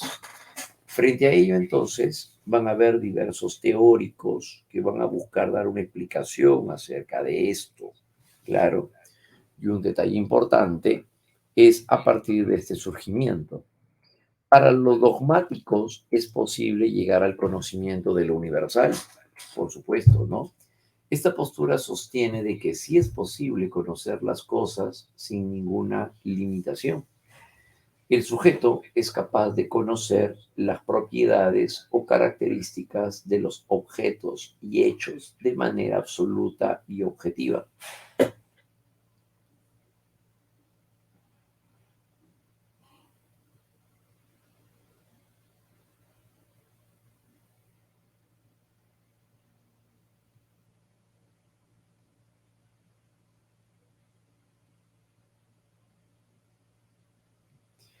En ese sentido, entonces, esta postura sostiene de que sí es posible conocer las cosas sin ninguna limitación. El sujeto es capaz de conocer las propiedades o características de los objetos de manera absoluta, como por ejemplo, Parménides afirmó la posibilidad de conocer el ser a través de la razón. El ser y el pensar son uno y lo mismo, dijo Parménides. Platón afirmó que se puede llegar al conocimiento universal, que sería el mundo de las ideas. El mundo de las ideas viene a ser el mundo del doxa, perdón, del episteme, y se puede llegar a dar a través del intelecto, a través de la razón se llegaría a este. Otro dogmático, San Agustín de Hipona, el cual considera que puede llegar a conocerse a Dios, pero a través de la fe. Por eso la frase, no hay que ver para creer, sino que hay que creer para entender que Dios existe. Esa sería la afirmación de San Agustín. A otro personaje más refiere acerca de la idea absoluta. La idea absoluta. con la que, por cierto, entonces se llegaría a un conocimiento más elevado también, sí, a través de la dialéctica. ¿Quién plantea eso? Hegel. Tesis, antitesis y la antítesis. Esta afirmación es de Hegel y por lo tanto Hegel también estaría dentro del ámbito dogmático, ya que afirman la posibilidad de llegar al conocimiento de lo universal. Aquí encontraremos entonces también a todos aquellos que afirman que se puede llegar al conocimiento de todo, claro, ¿no? El conocimiento de lo real. Sócrates también sería dogmático, por ejemplo, ¿no? Claro, al afirmar la posibilidad de llegar al conocimiento esencial del hombre, que sería la razón o sería el intelecto. Eso es parte del denominado dogmatismo.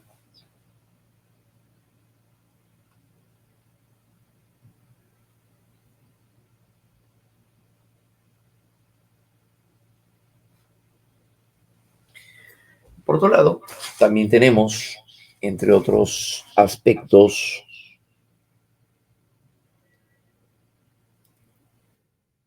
al escepticismo.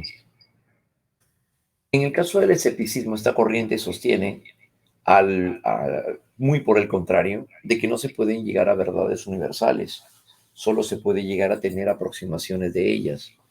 Esta corriente considera de que el sujeto no puede aprehender el objeto, es decir, no es posible obtener un conocimiento absoluto y seguro de las cosas. El ser humano solamente puede emitir opiniones o creencias, lo cual se debe a que no hay una plena confianza en las facultades del sujeto para conocer. Así, los sentidos pueden captar datos imprecisos y limitados, mientras que es posible que la razón también se equivoque. Entonces, por esta razón, los sentidos pueden captar datos imprecisos y limitados. Claro, ¿no? Hay varias formas de expresión del escepticismo, sí, como por ejemplo el escepticismo radical, donde se encontrarían personajes como en el caso de Georgias o en el caso de Pirrón. En el caso de Georgias o en el caso de Pirrón. En el escepticismo radical van a llegar a afirmar a partir de esto estos personajes, que entonces radical, ¿no? Georgias y Pirrón. No podríamos llegar a un conocimiento certero. O perdón, claro, no podríamos, no existe un conocimiento real. Georgias, en el escepticismo radical, nada existe. Y si existe, no podría llegar a ser pensado. Y si fuera pensado, no podría llegar a ser comunicable, ¿no? Entonces, eso vendría a ser el escepticismo radical. El escepticismo relativo, eso ya lo conocen ustedes, que es Protágoras. El hombre es la medida de todas las cosas, de las que son en tanto que son y de las que no son en tanto que no son. Tu verdad es tu verdad, mi verdad es mi verdad. No existe una verdad universal. En el escepticismo positivo de Comte, no se podría llegar al conocimiento real de lo que es el ser o el alma. Escepticismo de Comte. En el escepticismo agnóstico de Hume, se duda de la existencia de Dios, ya que Dios no podría llegar a ser impreso en la mente del hombre. No pueden haber ideas sin impresiones. Y en el caso de el solipsismo, y en el caso del solipsismo de George Berkeley, la cual, como solipsismo, afirma el valor por el solo yo. Ese es el solipsismo de Berkeley, ¿no? Solo yo, solo el sujeto puede estar seguro de lo que ocurre en su propia condición subjetivista, ¿no? El solipsismo. Si alguien nos dice, yo sentí mucho miedo cuando soñé que me asaltaban, no podemos llegar a conocer a ciencia cierta la experiencia de la persona que nos narra esto. Claro, porque no hemos vivido ese episodio.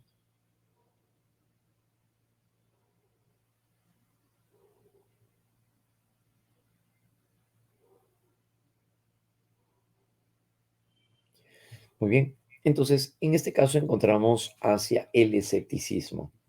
Pero nuevamente está el criticismo de Kant. ante la posibilidad del conocimiento, ¿qué se puede conocer? Lo que se puede conocer solo son las representaciones en la mente del sujeto, que sería el fenómeno. Lo que no se puede conocer es el noúmeno. Esta postura busca superar a las anteriores y plantea de que el conocimiento sí es posible, pero no es completo.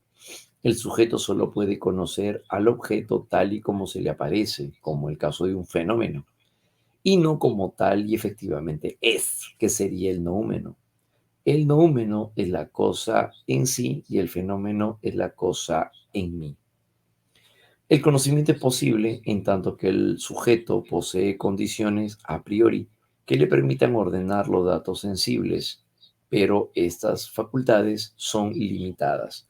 Recordemos que Kant es el mediador y él dice, creer que solo se puede conocer todo a través de la razón o creer que todo se puede conocer a través de la experiencia, eso es dogmatismo.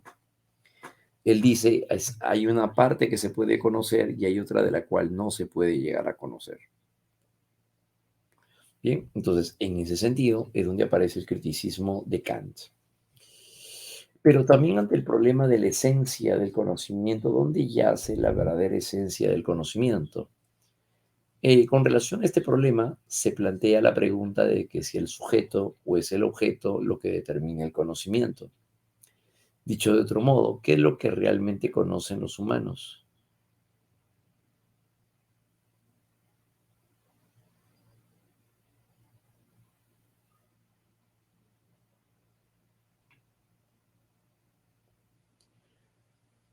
Hay tres posturas tradicionales entonces que estaríamos viendo: el realismo, el idealismo y el fenomenalismo.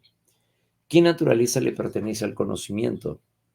¿Quién determina el conocimiento? ¿Es el sujeto o es el objeto? Eso es la esencia del conocimiento. Para el realismo, que sería Aristóteles, tiene que podemos alcanzar la verdad por medio de la realidad y que por ello no niega la posibilidad del error.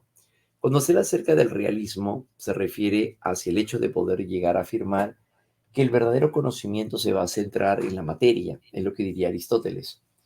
Entonces la esencia del conocimiento está en las cosas mismas. Claro, el ilemorfismo, claro, por eso estamos señalando como antecedente a Aristóteles. El conocimiento entonces es una copia de la realidad y por ende está determinada por ella. El sujeto puede conocer al objeto en sí mismo.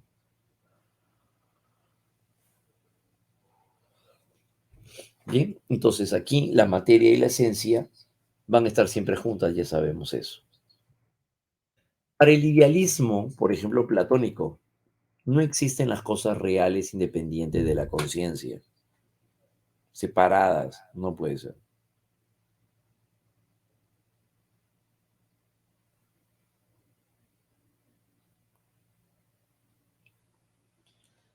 Es así que el conocimiento es la proyección del sujeto, por lo que el mundo exterior se reduce a las ideas que los seres humanos tengan de éste.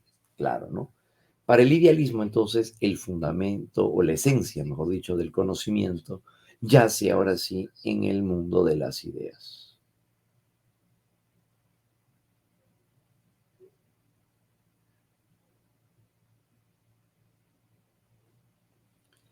En este campo, el fenomenalismo de Kant también nos dice de cuál es la esencia del conocimiento.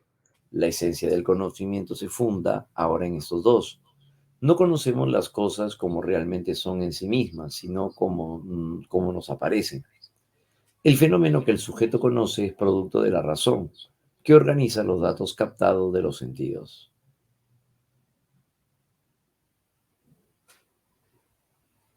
Eso significa que el conocimiento es la construcción del objeto en el pensamiento del sujeto. ¿Y cómo se forma? A partir de la razón y a partir de la experiencia.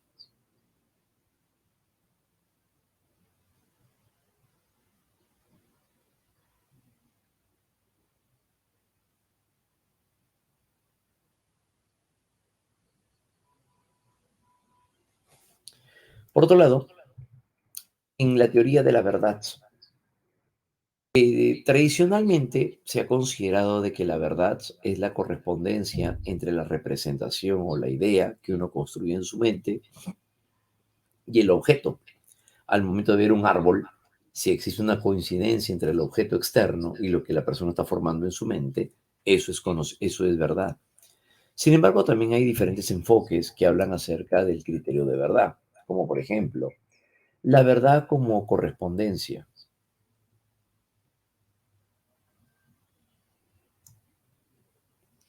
La verdad como correspondencia es defendida por filósofos como Aristóteles, Santo Tomás de Aquino, Bertrand Russell, los cuales llegan a considerar que una verdad será considerada como tal cuando los enunciados coincidan con lo observable.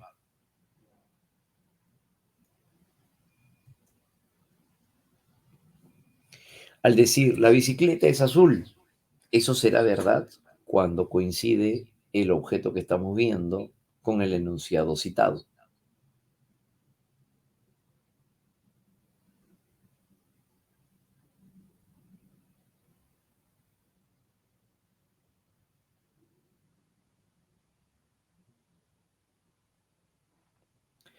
En este caso, la verdad por correspondencia considera entonces que la verdad se califica como tal cuando existe una coincidencia entre el objeto y el enunciado.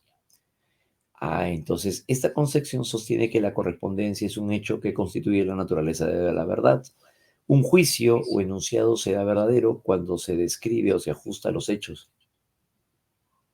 cuando se corresponden con ellos, y sería falso cuando no lo hace. Supone entonces la existencia de una realidad objetiva exterior al sujeto y que ésta intenta representar mediante sus juicios y enunciados. En este caso, la verdad se relaciona directamente con los objetos o hechos, a lo que muestran representaciones que van referidas y que deben de ajustarse fielmente. Muy bien. La verdad como evidencia, esto es de René Descartes. No llegamos a la certeza de algo de la nada, sino es a través de la razón.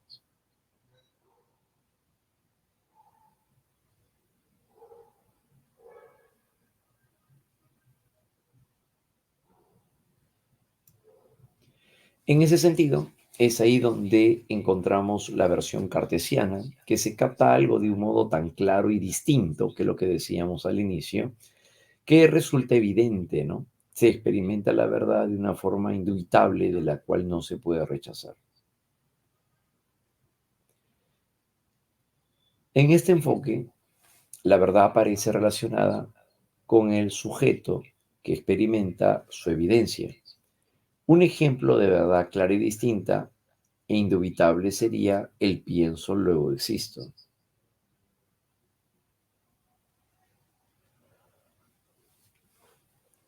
Verdad como evidencia es el nivel más elevado de seguridad en la verdad. La verdad como utilidad. Esto viene a darse a partir de los aportes de William James, que es parte del pragmatismo. Una verdad se considera como tal siempre y cuando se ajuste a las consecuencias prácticas. Prácticas. Por ejemplo, en la universidad un joven dice, no sé si llegar a dormir o descansar o amanecerme sabiendo que voy a dar una exposición. El estudiante llega a considerar de que cada vez que ha llegado a dormir temprano para luego estar activo al día siguiente y asistir a clases y de esa manera tener un buen papel en su desempeño, eso le ha funcionado. Como le ha funcionado es verdad. La verdad está en función a las consecuencias prácticas.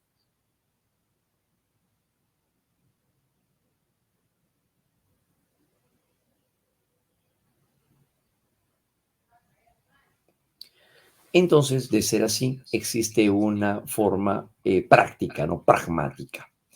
En el enfoque pragmático, perdón, el criterio usado para afirmar que esta doctrina es verdadera es su utilidad. El principal representante correspondería a William James. En este caso, la verdad no se relaciona con el sujeto, las representaciones de los objetos, sino con la consecuencia beneficiosa. ¿Qué se puede extraer de un enunciado? Por ejemplo, para un pragmatista, el enunciado Dios existe es verdadero.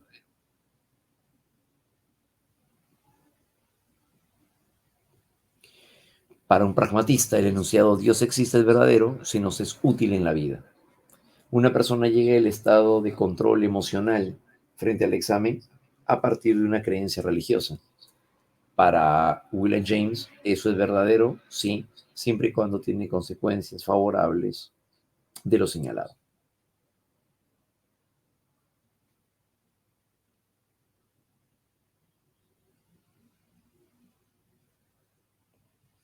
Muy bien. Por otro lado, tenemos a la verdad como coherencia.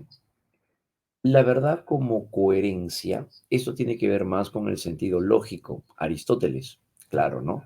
Como cuando se llega a realizar en el plano de la lógica, Descartes, Wittgenstein también refiere acerca de las tablas de verdad. La verdad como coherencia. La verdad se sustenta en la ausencia de la contradicción, por presentar una armonía entre sus proposiciones que se pueden apreciar en las verdades universales y necesarias en el campo de la matemática y de la lógica. La matemática y la lógica. Un claro ejemplo serían los principios lógicos tautológicos.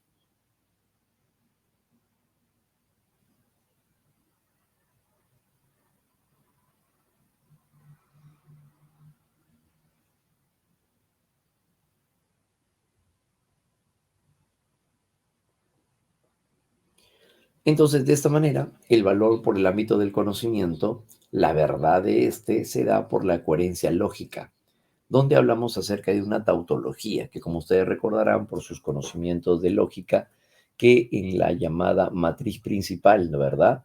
En la matriz principal, si todos los valores son de verdad, se llama tautología, lo cual implicaría la validez de un conocimiento, de un razonamiento, perdón.